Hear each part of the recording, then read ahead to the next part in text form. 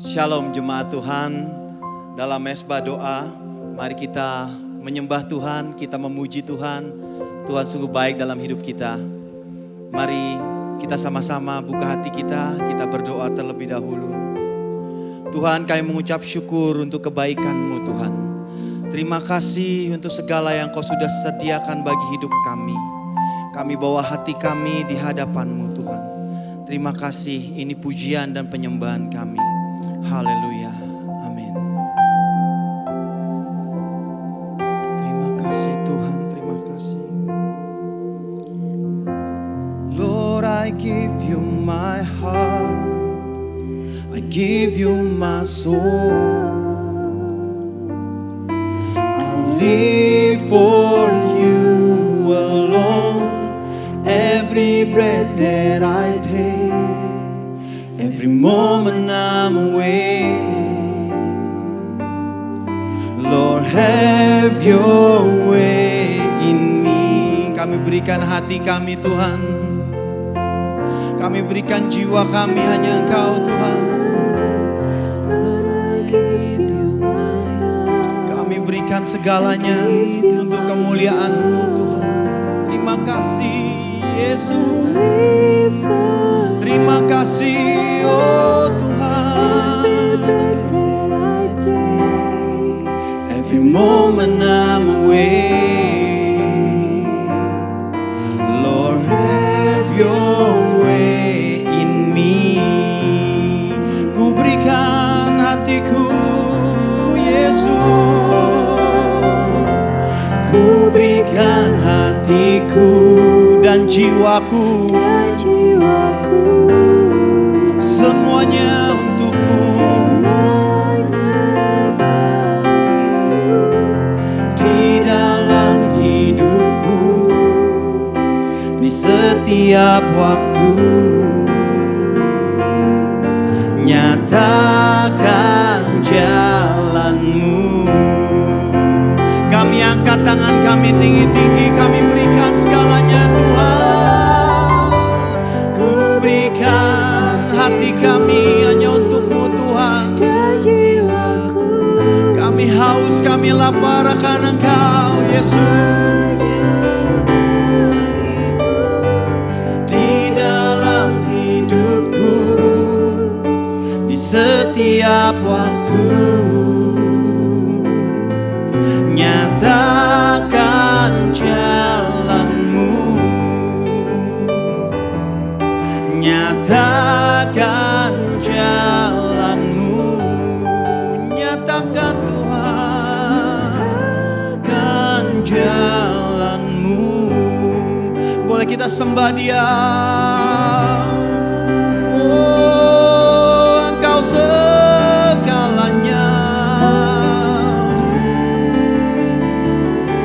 Kami bawa hidup kami ke mesbah-Mu, Yesus, Yesus, Yesus. Oh, Kau kekuatan kami, Kau jawaban kami. Kami tidak takut, Kau beserta kami. Haleluya. Oh. Haleluya. Oh. Mari saudara, kita serahkan segalanya ke dalam tangan-Nya. Hanya Dia yang mampu. Dia mampu membuat segalanya jadi dalam hidup kita. Oh. Mujizat-Mu masih nyata Tuhan. Mujizat-Mu masih nyata, masih ada dalam hidup kami Yesus. Kami mau beri yang terbaik. Ku berikan hatiku dan jiwaku. Ini semuanya untuk-Mu Tuhan. Kami berikan hanya bagi-Mu Tuhan. Di dalam hidupku, di setiap waktu. Thank you Lord, thank you Lord. Nyatakan jalan, ku berikan hatiku, jiwaku, oh, semuanya bagimu.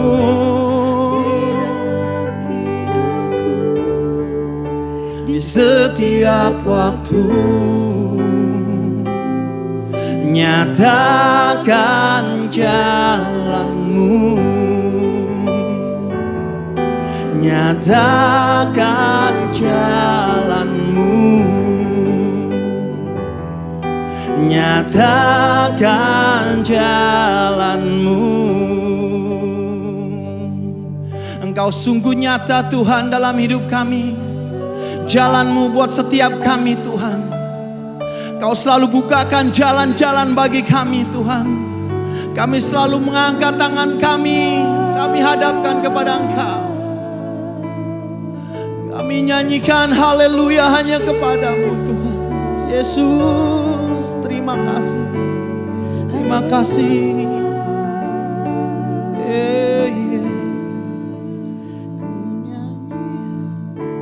Haleluya, haleluya. Terima kasih Yesus. Ku nyanyi haleluya,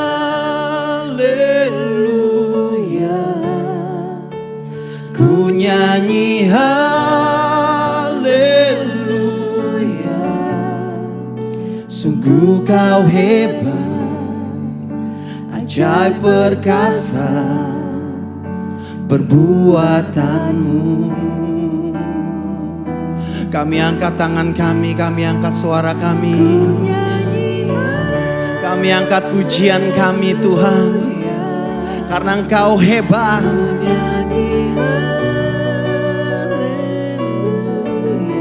Sungguh kau hebat. Amin.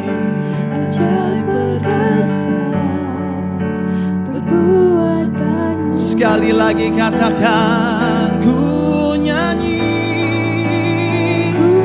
Engkau hebat, Engkau hebat, Yesus Kau hebat,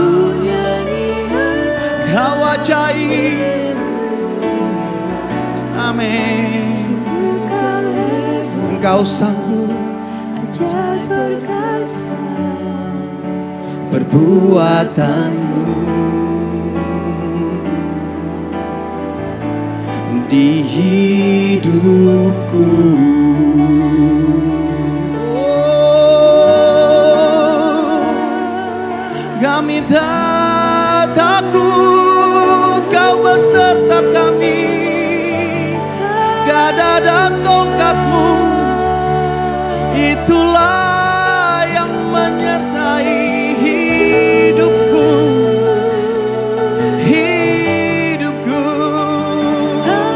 Terima kasih Tuhan. Tak usah ku cemas,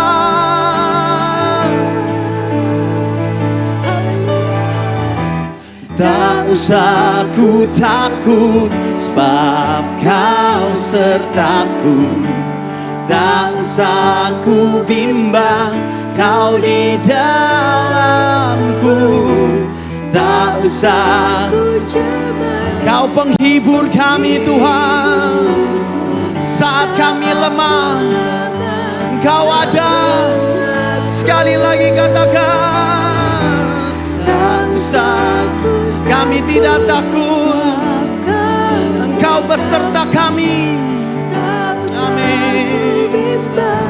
Kau di dalamku, tak usah ku cemas, Kau penghibur di hidupku. Oh, di hidupku. Terima kasih, terima kasih, terima kasih Tuhan. Engkau sanggup mampu mengubah keadaan kami Tuhan. menjadi lebih baik Tuhan. Kami percaya saat kami memegang firman-Mu, ya dan amin dalam hidup kami terjadi Tuhan. Biar selalu ada ucapan syukur dalam mulut kami Tuhan. Terima kasih Bapa, terima kasih. Engkau sungguh baik, sangat baik. Syikiara, haleluya. Haleluya. Kami bersyukur. Kami bersyukur. Terima kasih. Terima kasih Tuhan. Terima kasih. Terima kasih. Kau sanggup mengubah hidup kami Tuhan. Kau sanggup, terima kasih Tuhan. Terima kasih Yesus.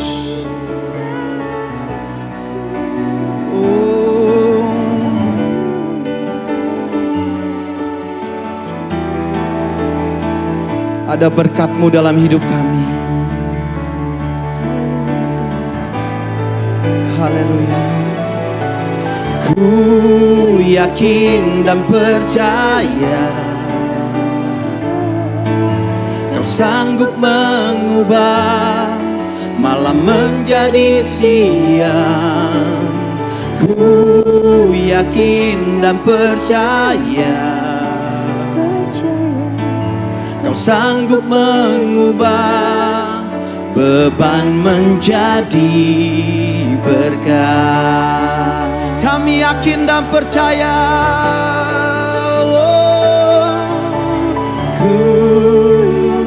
Yes Lord, kami percaya, kami percaya. Kau sanggup mengubah malam menjadi siang. Ku yakin dan percaya Kau sanggup mengubah beban menjadi berkat. Haleluya. Yakin dan percaya. Kami sangat percaya. Kami percayakan Engkau Tuhan. I trust you Lord. Yakin dan percaya Kau sanggup mengubah beban menjadi berkat. Ku yakin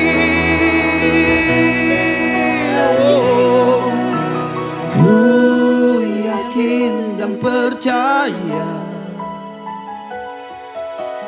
Kau sanggup mengubah malam menjadi siang.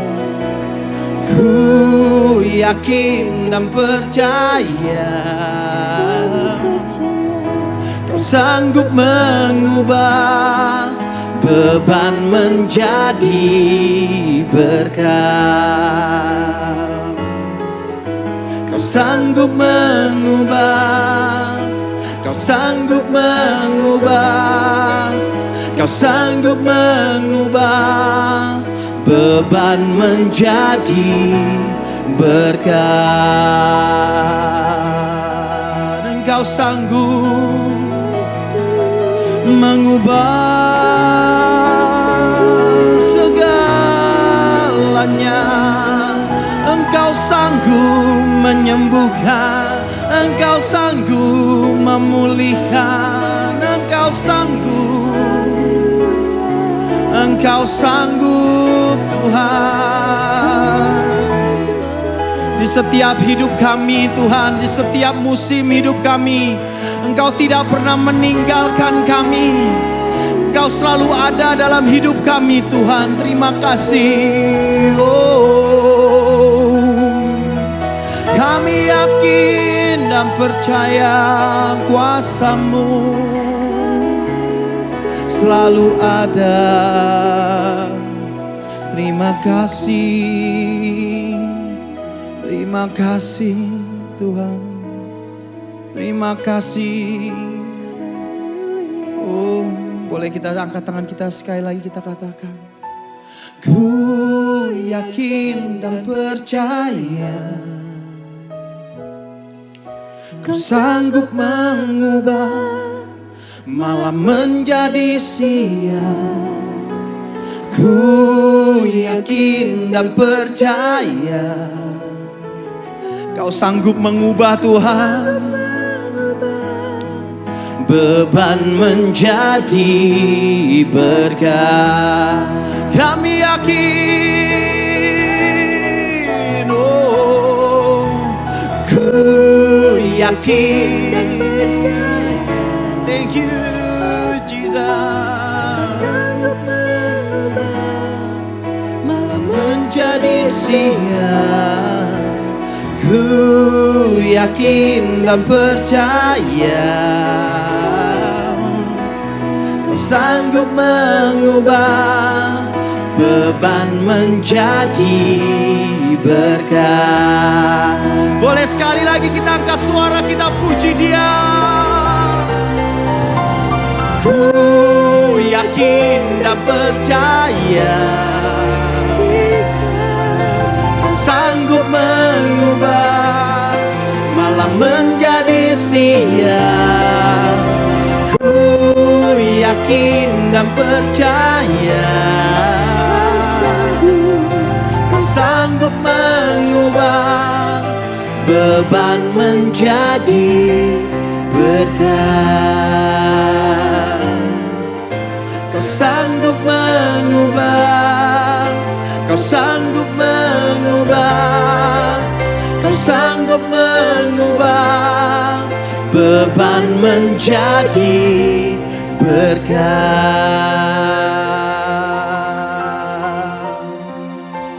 Oh, Kau sanggup, Kau sanggup.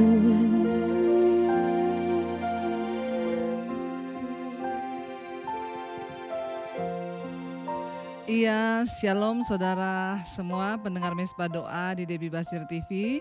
Kita bersyukur dikasih kesempatan masih bersama-sama dengan tim PPW dan juga Bapak Gembala dari BMC di Philadelphia. Dan hari ini ya kita akan melanjutkan kembali ya dari Bapak Lukas. Soalnya banyak yang bilang, Bu, kapan lagi Mesbah Doa spesial ya. Jadi semua pada kangen Pak mau mendengarkan khotbah Bapak. Dan saya yakin kita akan mendapatkan banyak berkat malam ini lewat firman Tuhan yang akan disampaikan oleh Bapak Gembala, Bapak Lukas Kusuma. Saya berikan waktu dan tempat Pak, Tuhan berkati. Salam sejahtera buat seluruh jemaat Mesbah Doa Debbie Basir TV di Indonesia maupun di 5 benua di bangsa-bangsa. Saya Pendeta Lukas Kusuma mendapat kehormatan kembali boleh membagikan berkat renungan buat setiap saudara semua. Nah, saudara-saudara, percayalah bahwa Tuhan kita, Tuhan yang menjawab doa kita. Dan ternyata yang terpenting dalam doa bukanlah tentang bagusnya kata-kata doa kita, tetapi apakah doa kita sudah benar di hadapan Tuhan. Nah, saudara, latar belakang pernikahan orang tua saya dulunya betul-betul parah banget. Sampai ayah saya begitu kasar, bahkan juga sudah mau bercerai dengan ibu saya. Dan dalam kondisi demikian, ibu saya sudah tidak tahan lagi. Bahkan dia mau bercerai, tapi untung datang kepada seorang hamba Tuhan. Dan hamba Tuhan berkata sesuai Alkitab tidak boleh bercerai. Karena apa yang sudah disatukan Tuhan tidak boleh dipisahkan manusia. Lalu ibu saya protes, apa yang harus saya lakukan? Masuk dalam doa puasa. Saudara sekalian, ibu saya berdoa puasa untuk pemulihan keluarganya. Baik, saudaraku, hampir tiap hari sekitar sampai jam 12 siang sampai jam 3 sore. Dan itu dilakukan oleh ibu saya hampir 7 tahun, saudara.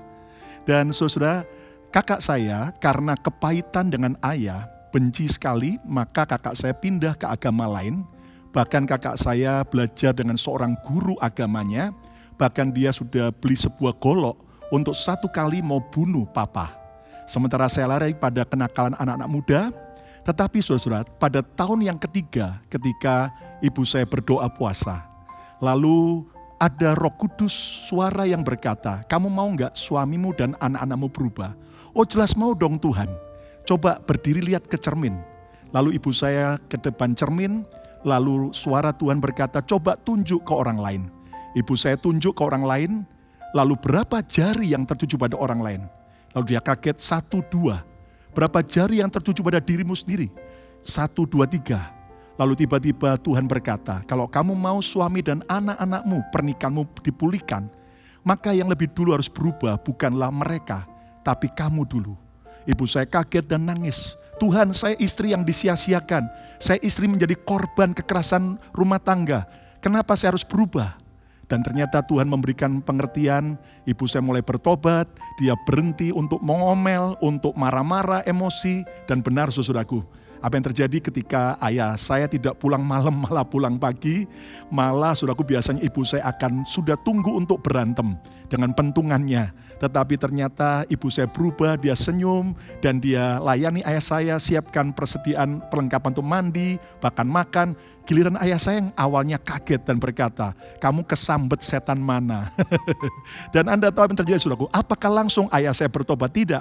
Tapi tahun yang ke-7 dari doa puasa ibu saya, akhirnya ternyata satu kali ayah saya dijamah Tuhan ketika diundang oleh temannya pengusaha ke sebuah restoran dan ternyata selesai makan ada ibadah para pengusaha dan di situ Tuhan menjamah ayah saya bertobat dan akhirnya ayah saya datangi, kakak saya cari di sebuah tempat daripada agama lain dan di situ kakak saya mau ambil goloknya untuk bunuh papa, tapi papa saya lebih dulu datang dan peluk dan dia minta maaf. Dan di situ terjadi pemulihan, kakak saya pun bertobat dan kemudian saya juga didatangi di tempat kenakan anak muda dan dia peluk saya dan akhirnya berkata ampuni papa dan di situ saya juga dijamah Tuhan. Dan saudara sekalian, kuasa doa itu dahsyat sampai akhirnya bukan cuma ayah saya, kakak saya dan saya bertobat, keluarga kami dipulihkan. Pernikahan papa dan mama yang dulunya seperti Tom and Jerry, ribut terus, berantem terus, piring terbang, saudara.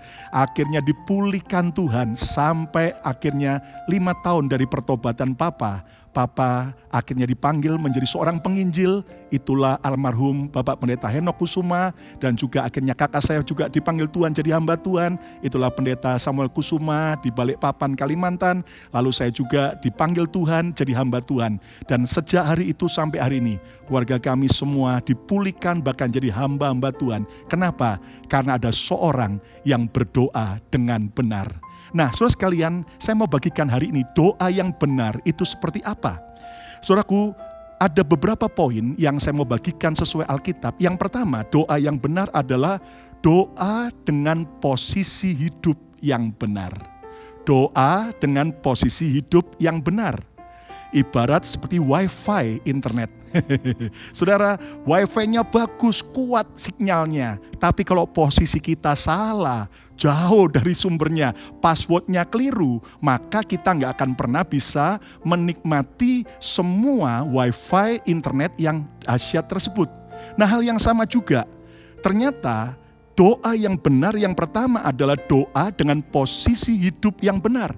Yakobus 5:16 bagian B berkata, doa orang yang benar bila dengan yakin didoakan sangat besar kuasanya. Saya percaya saudaraku, dikatakan oleh Alkitab doa orang yang benar, bukan doa orang yang sempurna loh. Gak ada yang sempurna, saya gak sempurna, saudara juga gak sempurna. Tapi doa orang yang benar. Nah, doa orang yang benar itu artinya apa? Dalam The Message Bible dikatakan, the prayer of a person living right with God is something powerful. Haleluya. Ternyata doa dari seseorang yang posisi hidupnya benar di hadapan Tuhan besar kuasanya. Jadi saudaraku, mari kita belajar bahwa doa dengan posisi hidup yang benar besar kuasanya. Semua kita punya kelemahan, kita semua punya dosa. Mari kita datang pada Tuhan, mari kita terbuka jujur. Barang siapa mengaku dosa kita, Dia Tuhan yang setia dan adil. Dia akan membenarkan kita oleh kuasa darah-Nya. Katakan amin. Nah, saudaraku, ternyata kita harus tahu posisi doa yang benar itu bagaimana. Percaya kepada Yesus. Karena doa dalam nama Yesus, doa orang yang percaya Yesus besar kuasanya. kita juga harus hidup benar sesuai dengan kehendak Tuhan.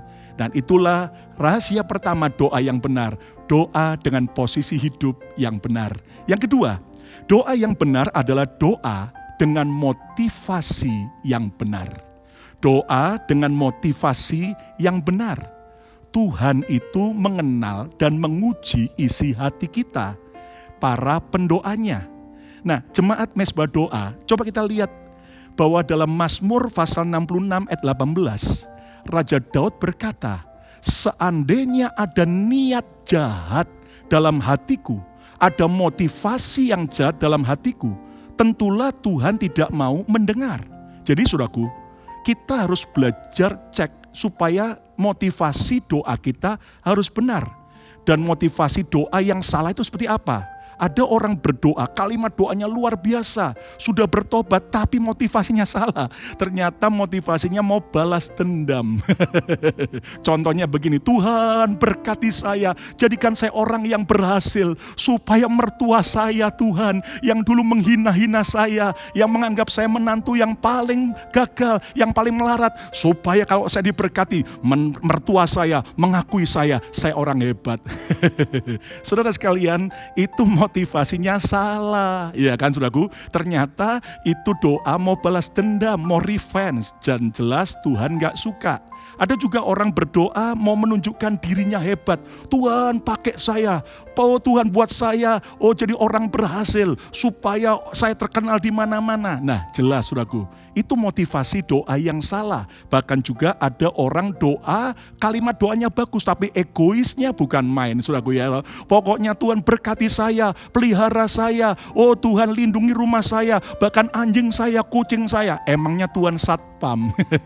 Nah saudara sekalian, jadi yang pertama doa dengan posisi hidup yang benar. Yang kedua doa dengan motivasi yang benar. Lalu yang ketiga doa yang benar adalah doa dengan permintaan yang benar. Doa dengan permintaan yang benar. Kenapa? Tidak mungkin Tuhan menjawab doa yang bertentangan dengan isi hati dan kehendak Tuhan. Amin. Sekali lagi saya ulangi Bapak Ibu, tidak mungkin Tuhan menjawab doa yang bertentangan dengan isi hati dan kehendak Tuhan. Dalam 1 Yohanes 5 ayat 14 dikatakan, dan inilah keberanian percaya kita kepadanya, kepada Yesus, yaitu bahwa Ia mengabulkan doa kita. Siapa percaya bahwa sampai hari ini Tuhan mengabulkan doa kita? Katakan yes. Tapi lihat kalimat berikutnya, jikalau kita meminta sesuatu kepadanya menurut kehendaknya. Nah, ini penting. Kita minta sesuatu kepada Yesus menurut kehendaknya. Nya di sini bukan kita loh, kehendak Tuhan. Nah, jadi Bapak Ibu jangan kecewa, jangan marah kalau ternyata kita sudah berdoa tapi ternyata kok nggak dijawab. Karena bisa jadi doa kita itu bertentangan dengan kehendaknya. Nah, saudaraku, jadi kita harus belajar berdoa dengan permintaan yang benar. Doa dengan permintaan yang salah adalah apa? Contohnya, doa yang bertentangan dengan Alkitab. Ya kan, contoh begini, oh Tuhan, aku perlu jodoh Tuhan, istri orang itu Tuhan, cantik banget Tuhan, biar dia cerai lalu kawin sama saya. Oh enggak mungkin. Itu namanya ya waduh, itu saudara-saudara nodong Tuhan, teroris ya kan. Kita harus berdoa tapi enggak boleh bertentangan dengan Alkitab. Apalagi kalau Anda kemudian berkata ke kasino, mau pasang lotre dalam nama Yesus. Oh Tuhan, biar nomor kasino ini Tuhan akan keluar dalam nama Yesus, nomor lotre. Ya enggak mungkin saudaraku, ya kan? Karena Tuhan enggak mungkin menjawab doa yang bertentangan dengan Alkitab.